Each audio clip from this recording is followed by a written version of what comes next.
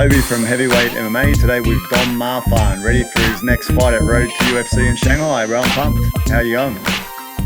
I'm going really good, bro. I'm excited as well. Yeah, bro. Like, tell us the last fight. You had a good fight, bro. You're fighting one of the favorites, Yuji. You just out pressured him, basically, bro. Kind of like you were saying you were going to do, bro. How was that fight? You must be happy with the result, eh? I was stoked, man. Like it felt like it went exactly how I thought it was going to go. I did think I was going to get the finish, but in terms of like my pressure approach and the fact that I knew going into that one, like there was no footage of him really losing. Like even the fights, like he's had 11 fights. There's no real point where you see him getting dominated in the grapple, dominated in the striking. So I knew that I had to be the first one to do any of that stuff, not even just the first one to beat him. And it was cool, man. I felt like I stepped up to the challenge. Yeah, and you could definitely see the shock in his face at the end of the fight, which is that's the look I wanted him to have. And bro, did it? I was looking, just watching the fight while I was waiting for you, bro, and the odds were just ridiculous, like 6-1 or something for you. Did anyone get any bets on for you, bro?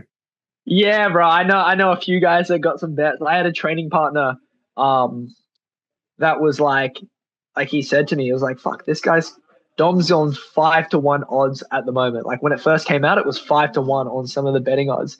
And he was like, dude, like the way that Dom's been training, like he's not losing to whoever you put in front of him. So he was like I think he bet a few thousand and made a chunk. So yeah, it's pretty cool. It's pretty cool. I was Karina Leagues, one of my sponsors here.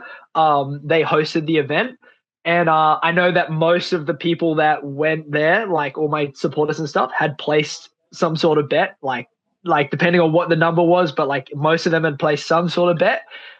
So then every time I scored a takedown, it was pretty epic. They were going pretty crazy because they got those 5-1 odds and making good money off it. No, awesome, bro. And now your next fight, bro. So you're going back to Shanghai in August for the 22nd against Park Jae Hyun, a Korean man. This guy, I would say, if you like earlier, obviously Yuji was like a favorite, but when you put him next to this guy as well, I'll say this guy's better. Don't you reckon? What do you think? Yeah, like skill wise, that this guy's better. Skill wise, and maybe more of a threat. Yeah, for sure.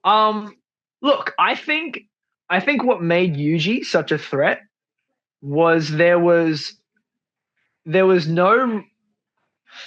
like an area where like you didn't want to mess around. Like so Yuji from that long range where he's like pinging these big kicks in, like stepping into these big knees and throwing these like wild punches from all different angles is like quite intimidating. And I needed to keep him out of that area. Jaewin Park is probably like I'd say, yeah, probably got some more skills, but I think he is a lot less of a threat in individual areas, right? So like I don't think there's anywhere where it's like, hey, I can't let this fight go here.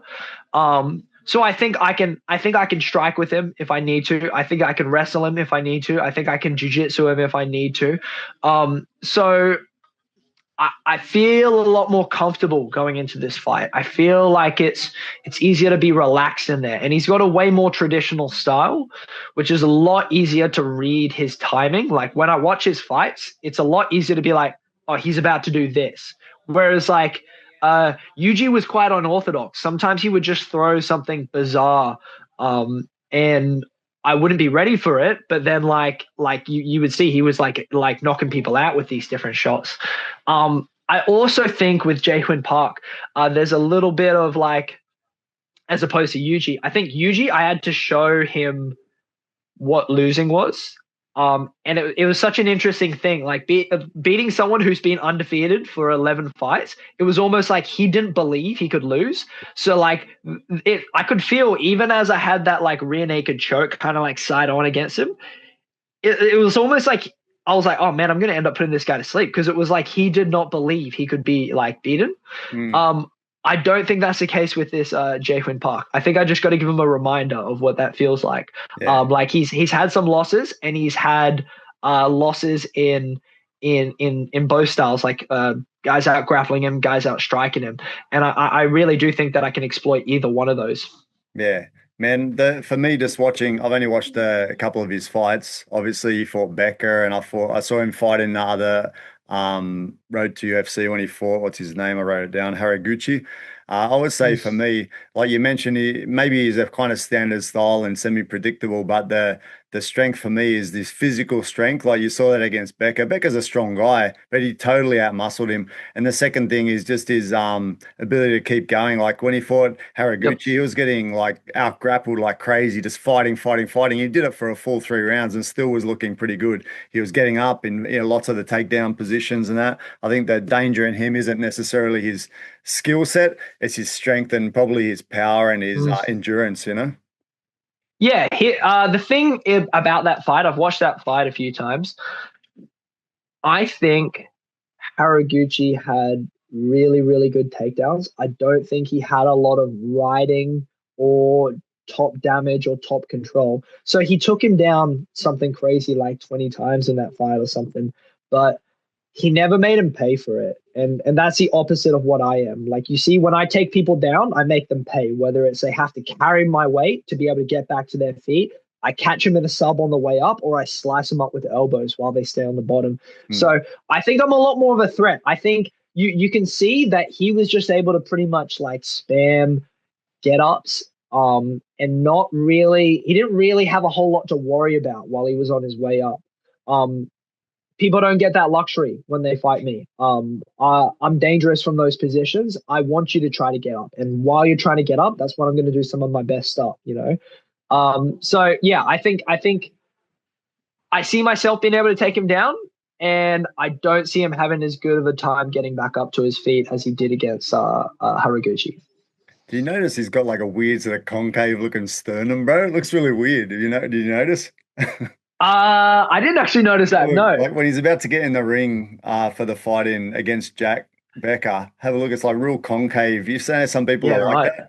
I reckon Yeah. it's like they're so deep at the sternum. I reckon you just crack him in the sternum. It's going to hit the internal Yeah. organs and that more than a normal person because it's concave. Yeah. Yeah, it's weird. It's weird, bro. Yeah. If I Interesting. remember, Yeah. I'll get Poke a him all the picture. way back to the spine. Yeah, like Knee it's him in real the deep, spine like from big it. knee or big elbow or something straight into it. Yeah. That'd be I don't cool. know. That'd Bro, be cool. so bro, getting to Shanghai before, like it's an interesting place. Did you actually have much of a chance, or you were just 100% focused on fighting the whole trip? Yeah. So I ended up staying for the week after the fight. Yeah. Um, and I loved it. I loved Shanghai. I thought it was really cool. I had a lot of fun uh being able to uh experience my Chinese roots and go haggling at the markets and stuff. I thought that was a ton of fun. I'm like haggling this old Chinese lady down from like a $5 item to like a $3 item, like Yeah, spending half an hour doing it. But I had so much fun with it. yeah. Um, yeah, I was trying all different food. Like I was going to at one of the restaurants that I went to. I was going to order something off the menu without translating it, and it was all in Chinese. I was just going to point and see. I was like, oh, this would be cool. But I ended up translating it, and good thing I did because it had stuff like beef penis soup and stuff. I was like, oh man, I would have been pretty off it if they brought my food out. It had a cow knob in it. That would have ruined my day. Yeah, lucky you didn't choose that one, bro. The haggling is kind of funny. I went with Aaron Toe, and I was helping because my wife is Chinese and her family know all Yeah. about the prices. So I'm like sending her a picture. How much should we pay for this? And she's looking it up on another website and getting back to me, going, "It's only this. Like you can get it for whatever." And so they hated me, man, because they were like example, Yeah. one bag they said 4,000 renminbi. They ended up selling it to Aaron for 800, but he didn't want to keep pushing it. Like they probably would have sold it for like 300 or something. You know what I mean? So. Yeah. So like you really have to know what the prices are and you got to be willing to walk away, man. If they let you walk away, you know that you're going way too low. But if they still chase after you and that, there's a chance of getting it for a super low price, that you want. Yeah. Yeah, yeah, exactly. There's definitely a bit of an art to that. And Yeah. I have a lot of fun. Like I felt like I got better over my time there at haggling, getting used to like telling when they were full of it. Yeah, bro. So now you're in the semis, bro. Is there any sort of more pressure or it's just the same for you? Like, do you feel the pressure of being that one step closer to a UFC contract? Um, for me, I I don't feel that. I feel like I'm going into this one with the same mentality that I went into the last one with, which was like at this point in my career, like I feel like I'm where I want to be in terms of like the whole point of me wanting to like fight and do well on the local circuit was because I wanted to get into the international circuit. And as far as I'm concerned, I'm already there, you know. So like I don't feel like I have to fight cautiously. I feel like I can fight with a little bit of reckless abandon, because I got the eyes on me now, you know. I feel like if I lost, I'd rather go out on my shield and go out swinging, than like win kind of like a decision where I'm kind of, uh, just laying praying or like not really doing any damage and just like kind of playing the rules against him.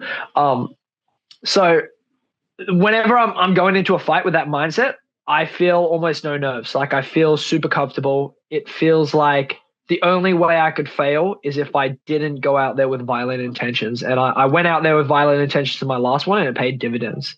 Yeah, man. And speaking of being in the spotlight, man, this time is a bit different. Like last time was in the Performance Institute, kind of small studio style setup. This time it's in a decent stadium. People can buy tickets. And the interesting thing is it's the next day is the UFC in Shanghai. So there's going to be a lot of people that are interested in Road to UFC that join up to both, Yes. right? Make it a weekend of fights and they'll be watching your fight, which is in a bigger stadium, and then onto the real UFC the next day, bro. So it's a good thing for you guys, a bit more intensity. Yeah, man. Like I think over my career, like when I first started my career, first time ever fighting, I hated the idea that there was a crowd. I wish to God that there was like that I could just fight someone in a cage with no cameras on and just like we tell the people after who won. But I'm not like that anymore. Like over the time, I've kind of like gotten used to like feeding in off the crowd's energy a little bit and appreciating uh the gladiatorial event that is going on. You know, like a bunch of people are watching me and some other guy fight to the death, and it's pretty awesome. So I appreciate it nowadays. And bro, you're a bit of a character too, man. I mean, it gives people the opportunity to, enjoy you and you enjoy your persona and that too, bro. If you can let that out a bit, you're a little bit spoke outspoken in your interview and that, bro. It's cool, people can get sort of, raised up by your excitement as well, Yeah, yeah, that's my hope. That's my hope for sure. Yeah.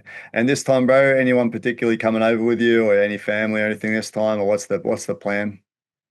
No, I'm bringing over three cornermen. I'm fortunate. I've had some sponsors and stuff be able to help me to like pay my way over there. Both like Gelled Industries and Karina Lee's club, this jumper that I'm wearing, have given me some cash to help me fly my cornermen over and stuff and pay for their accommodation, which is really cool. Yeah, last time it was perfect. Like it felt like it was like my birthday for a week, you know, like it felt like everything was about me. And like all the training was centered around me. It was a crazy feeling. Like I just felt like I had a week of perfect training. So I'm looking forward to having that again. Are you gonna have time over there again afterwards, or you haven't worked that out yet? So probably Probably not as much this time, mostly because I loved Shanghai, but my missus didn't love it. Like Ah, she okay. she didn't like she wasn't a fan of all the spitting and like a lot of smoking going on and a lot of like I don't know, people like staring for too long. She didn't like any of that. Or like the rudeness of people pushing past. I loved it. I thought it was awesome. I thought Yeah. it felt I don't know, but I guess my like part of my heritage is from there, so that's why I like it. But Yeah. I can see why a lot of Westerners would not like it. Yeah, it's all about like just, it's a cultural thing and it's not what shapes them as a person, like some there's different levels of people everywhere, but like not everyone's walking around spitting everywhere. There's a lot of people that Yeah, know that's unhygienic, but the other people that don't, they just don't know, right? It's not their fault. They've raised in yeah, a area where that doesn't have any effect, whereas in Australia it does. Like we probably do stuff that they think stupid or don't like as well, and yeah. the staring thing, like Shanghai is pretty westernized, bro. There's a lot of Westerners around, but there's still like I'm in Macau and go to Hong Kong and that, and people like, yeah, Chinese people still look at you on that because you're not Chinese. So it's kind of weird. Yeah. It's kind of weird. You get used Yeah. to it. But I would say underneath, like Chinese have got a lot of cool attributes in that, man. They're super like family oriented and they have a lot of culture and history and stuff, bro. There's a lot of good sides to the Chinese culture. I don't know if we all recognize it, especially in Australia. We have a bit of negative connotations for other races and that sometimes, but Yeah. I'm Yeah. in the middle of it. I'm living in China, and my wife's Chinese, and you take the good from their culture, and try to lose the bad from the Aussie culture, and you try and combine it into a better thing. They got things they can offer us that are better than us. That we do things, and we can do things better than them in some ways too. So everyone's got good and bad to offer. Yeah, Yeah, I agree. Yeah, like my missus loves a lot of the culture, like the food and stuff. But yeah, yeah, she wasn't a fan of the staring, that's for sure. But yeah, I guess that type of thing just doesn't bother me, and yeah. I loved it. I loved it over there. I had a lot of fun. Yeah, awesome, bro. So I don't know if you want to give any idea on what's going to happen in the fight, if you have any prediction, or if you want to keep that under cover, your call. Um, I reckon I'm gonna finish him. I think I finish him in two. I think I've got a lot of dangerous offense to offer for this, and I think it'll be one or two, depending on how well he deals with it. I think there's only so much that he can do to, like, if he even drew it to a third round, then that's crazy impressive. But I don't think he will be able to. I think one or two I finish him. Yeah, bro. I'm obviously supporting you and a couple of the Kiwi lads and that coming over. Hope the best that you guys win. And what I'd just love to see you guys come over to Macau for the finals if they do them in Macau, which is a good chance, I think. Yeah, Yeah, that'd be cool. that'd be sick. That'd be super cool. Yeah, I can show you guys around. Fuck yeah, Like a local. sick. All right, bro. Man, thanks again for your time. I appreciate you and appreciate the chance to come and watch you soon. So looking forward to it, eh? Yeah, thanks, bro. Cheers for having me on. All right, take it easy, bro.